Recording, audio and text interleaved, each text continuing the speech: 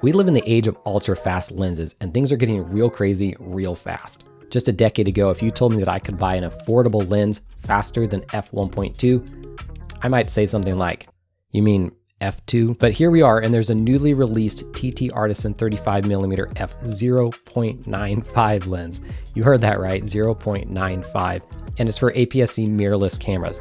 And best of all, it's only $200 brand new. Thank you to TTArtisan for sending me this lens for review, and if you want one yourself, you can click the link in the description and help the channel out that way. Thank you. The pursuit of ultra-fast lenses isn't a new thing at all. Starting in the 1950s, an f1.1 lens was produced, the first lens faster than the f1.2. And after that, the race was on for all camera manufacturers to make lenses faster than f1.2, which, need I remind you, is still pretty dang fast. By the way, when photographers say that a lens is fast, they're referring to the f-stop number, also known as the aperture number, and the lower that number is, the larger the aperture itself is, which lets in more light. This is also the main mechanism that controls depth of field. The lower that number is, the more depth of field, the faster the lens is. If you're confused, don't worry, we all are. This is my SMC Pentax 50mm f1.2 lens, and it was produced in the 1970s. It's not even close to the first 50mm f1.2 lens out there, but it's just a good example of a classic vintage ultra-fast lens. I paid something like $300 for mine a couple of years ago, and I considered that a bargain. I used mine on my film and digital Pentax K-mount bodies, but I think these lenses really came back into popularity with the advent of modern mirrorless cameras, which allow the ability to adapt virtually any vintage lens to them. And with the development of many good mirrorless cameras, the hobby of adapting vintage lenses exploded and drove good lenses like these into even higher demand. And ultra-fast vintage lenses are definitely where TTArtisan is drawing its inspiration from with the TTArtisan 35mm f0.95 lens. You'll notice the design of this lens to look very much like a vintage lens, and that combined with its metal finish is super nice.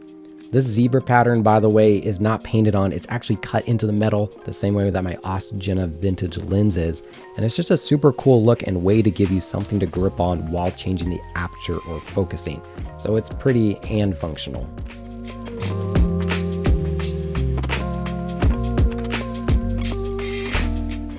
This TTArtisan lens is the fastest lens I've ever owned, held, or even seen in person, and it just left me awestruck that we live in an age where we have access to ultra-fast lenses like this on a budget. And even in my admittedly short lifespan, that has not always been the case.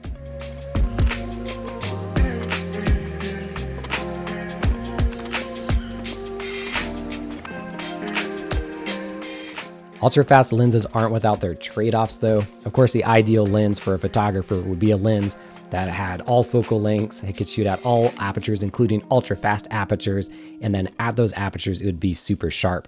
But that's just not the case, and this TTArtisan lens is no exception.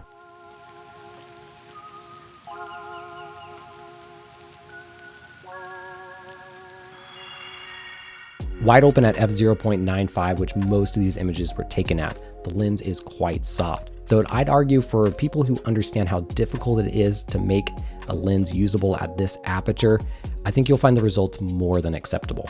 The trick I've found with shooting this lens wide open, kind of the sweet spot, is to find a subject that's about the size of a human, or in this case, my bike, and to fill the frame with it.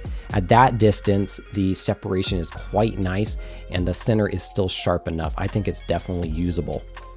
Closer up shots work as well, but further away and it gets quite soft and kind of dreamy, which actually I used for effect here on a foggy morning in ways that I think worked out pretty well.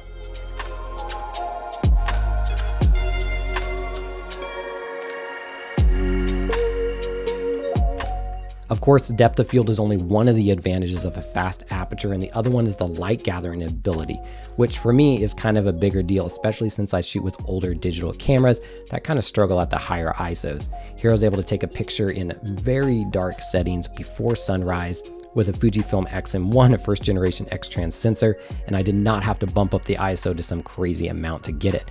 So that was really nice. Now the lens of course gets much sharper as you stop down. F4 and beyond, it is quite sharp and usable, and that opens up a lot of possibilities. But of course, if you're buying this lens, you're buying it for that f0.95.